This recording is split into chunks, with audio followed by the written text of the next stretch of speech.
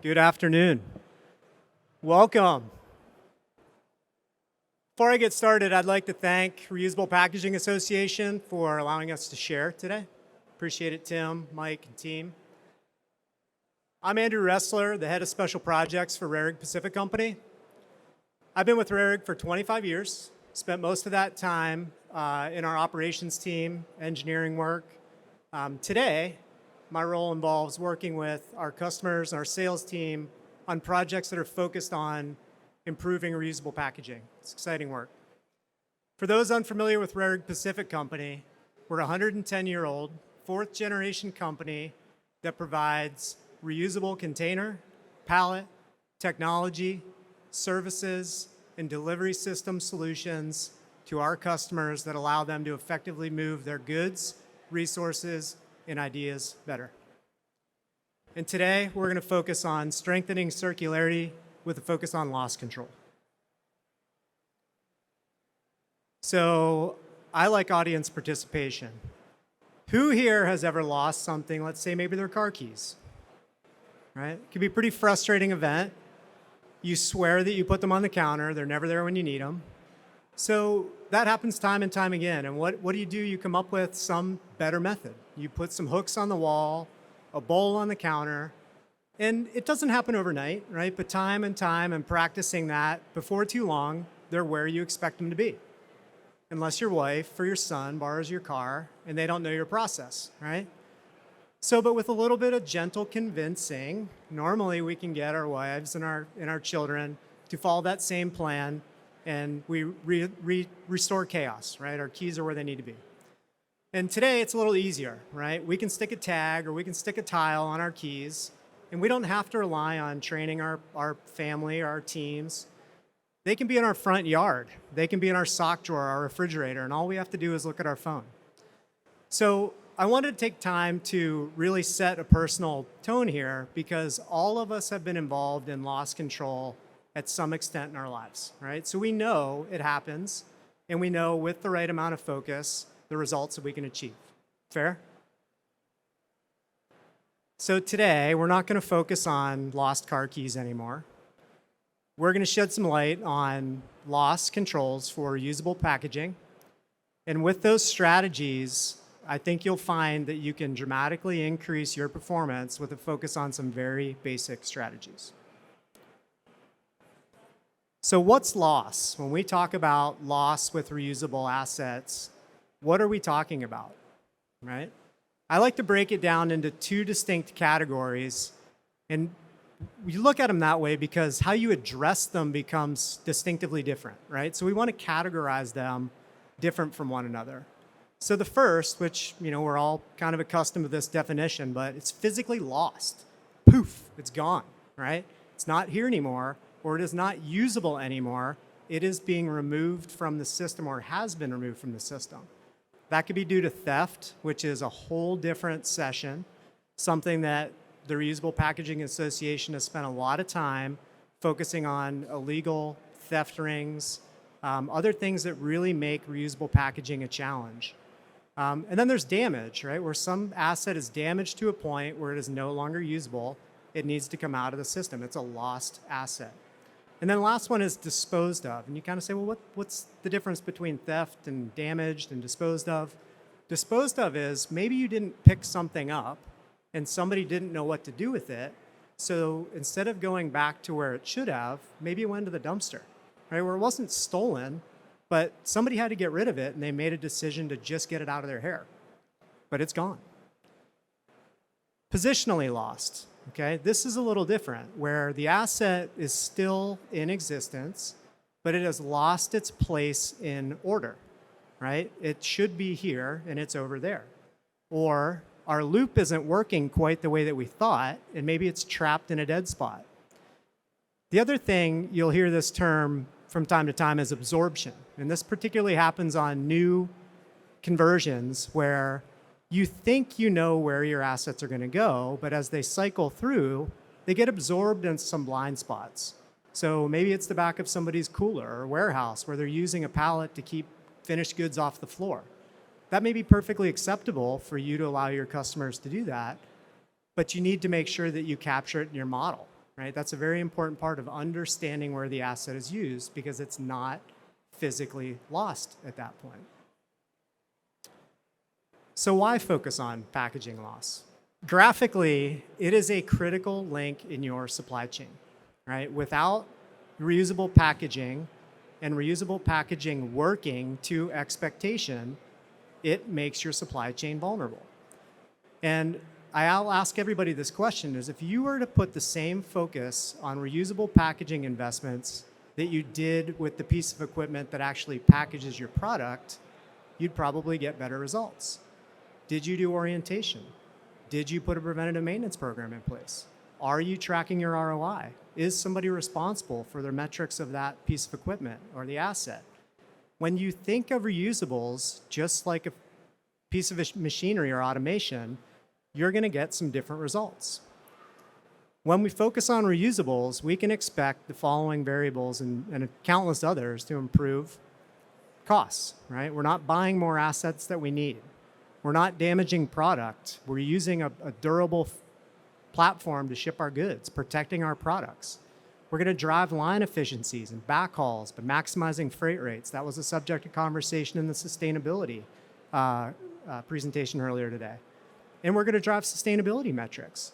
When you make an investment in reusable packaging, you have two main drivers of moving your sustainability numbers. Is one, the number of turns that asset is going to take and how long it is in your system.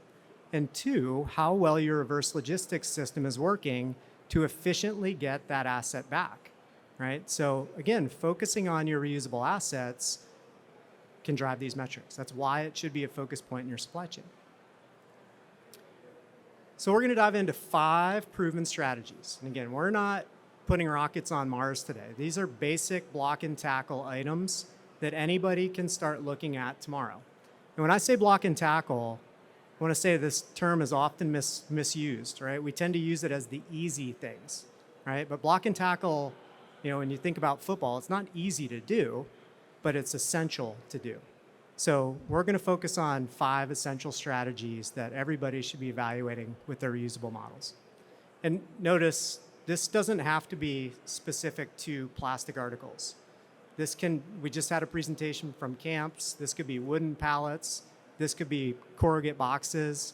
These tactics can work across the board. So the first one sounds very logical, but it's investing in planning, right? How do we set goals and metrics? How do we develop a robust process map that truly follows that asset through the supply chain? How do we look at risk planning, right? Where can failures occur? What is the effect? And how will that impact something? Do we have the ability to control that? And we'll talk a little bit more about that on the next slide. Assigning true roles and responsibilities. So if we just buy assets and put them into the supply chain and think that they're going to naturally come back, that's not necessarily how it works, right? There are people within your team and there are extensions of your team on other, parts of your supply chain that all have to understand that there's some differences if you're going to convert to a reusable platform.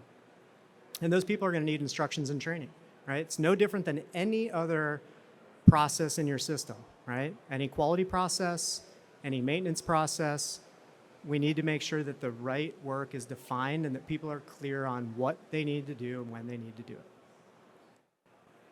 So we talked a little bit about risk, right? So taking that same model, right, if we map our supply chain, and I'm not saying that the one that I showed is robust enough for anybody in this room, but if you were to go around that model and you look, where can loss occur and to what extent? And is that an area where I need to invest? And if so, how much? All we're doing in this is being realistic with what can transpire.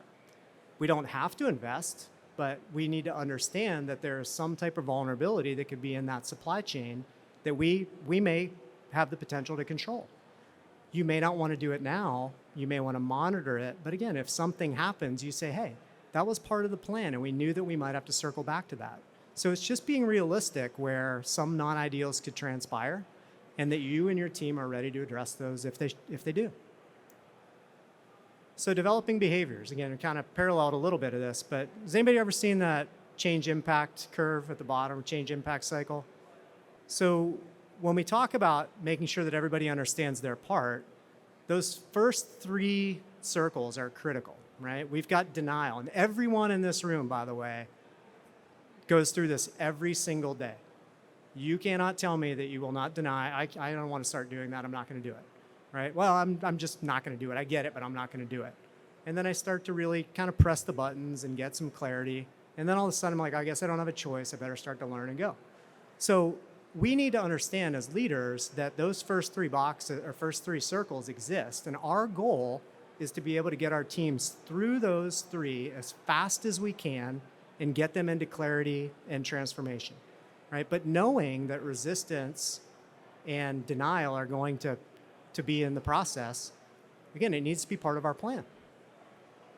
Visibility, right? This can be something as simple as posters. Put this here, right? Make somebody's job easy by identifying what they need to do in order to keep the process working. You know, make sure that they understand the what's in it for me, what's my part of the bigger program. And accountability, right? People need to be responsible for certain parts of an investment like reusable packaging. Again, no different than the automation or the piece of equipment. We made an investment, and there's certain things that we need to do to make sure that the business gets the return. Here's your part. And the last is recognition, right? This is the part that we all love to get, right? But this is the part that when we all do our part, make sure that we recognize where we're seeing successes in the model. That can be a really hard one to recognize, right? Because we're always go, go, go. Let's get it done. And we don't take that time to take a breath and congratulate the team on really where we're seeing success, right? So use that opportunity as a leader. Learning from damage and returns, right? Again, we talked about damage creating loss and having some fallout. This is a key opportunity. You saw this on a few slides today, a few presentations today, is make sure that you can bring your suppliers into that process. Just because you have damage doesn't mean that that is acceptable. What can we learn from where automation or material handling equipment might be causing some damage that is preventable, right? So how can your supplier help learn from their experiences and bring that information back to you so you can learn faster? But without a process, we won't have that opportunity. And when you have that, you're going to be able to look for trends, right? Am I seeing, hey, this corner on this leg of this pallet gets damaged every single time?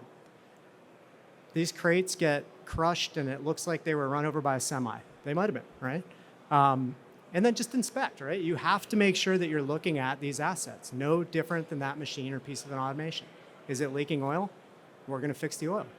Is it getting damaged? I don't know. I'm not looking at it, right? So we've got to make sure that we're drawing attention to the right areas of this investment. And then improve and audit, right? Has everybody heard the term PDCA? Plan, Do, Check, Act? Any lean minds here? Following those assets, you know, and compare that to your plan. We use a term here at Rare Pacific called expected versus actual conditions. So when you define your supply chain and you go out and audit it, you have to be realistic in saying, that's what I expected and it's working. That's what I expected and it's not working. Or I don't know what I just saw. I need to get my team involved because this is not what we designed the system to even endure. So let's get all hands on deck because we need to remap and reset those processes that we talked about in strategy 1. And gather feedback, right? Whether they're from your team members or partners downstream, if you make these investments, don't assume that it's going to be acceptable to everybody. Don't assume that they're going to work out their own problems. Ask some questions, create some connections, make them part of the process. You will find that you will help downstream customers get through that same change management cycle that you may not be driving directly. And then the last one in this is it really gives you the opportunity to find innovation, right? Where we weren't looking for a way to automate or a way to maximize backhauls, but we went out in the field and we found these 10 things that if we could change tomorrow, it's going to make our business better. So how do we keep our eyes open for not only what we wanted to see, but things that we maybe didn't anticipate seeing and brought some great value? And then 5, there's been a presentation today on using technology to track assets, and I'm not going to touch that one too deep today, but after we get through these basics, some simple things about in and out counting and potential IoT capture with RFID and other things, that's where once you have a very stable and mature loop, now you can start to get data, right? And the more mature you are with managing your assets, now you can turn that data into powerful information. That's what's going to allow us to really see where we may have some non-ideals that we can address. So just a small customer case study here that this did have a small asset tracking, add-on to it, but the customer bought pallets and they didn't have asset tracking. They were having some loss, as they went through a very simple staging to warehouse picking, to trade and back, they were finding some losses. So we partnered with that customer. We added some human readable barcodes, hand scanners, very basic, but it allowed them to identify the critical touch points in their process, and they could now see what's going in, what's coming back, and where we have a gap, again, in expected versus actual conditions. So with that and with ongoing focus, they're able to take that loss that they're experiencing down by 60% relatively quickly. They're also able to decrease damage, right? So they're using more plastic, less recycled wood, nothing wrong with that. And they're also increasing revenue because as those plastic pallets came back, they were taking that whitewood stream that they were holding on to as an insurance policy, and they were able to turn that into revenue and increase their whitewood sales by 22%. So again, just some basics that went a long way. So in summary, lean in, right? Lean into loss. Don't back away from it, right? It is going to be a natural part of reusables. The part that you have to realize is to what extent and how much of it can I influence. But when we roll up our sleeves, we can have some pretty dramatic differences here. It's controllable. There are many instances very preventable depending on how tight the loop is. And last of all, leverage your suppliers, whether that's us, our partners with Orbis gave a great presentation this morning. Bring us in. Again, help us learn. Your success with reusables is our success. We are in this together.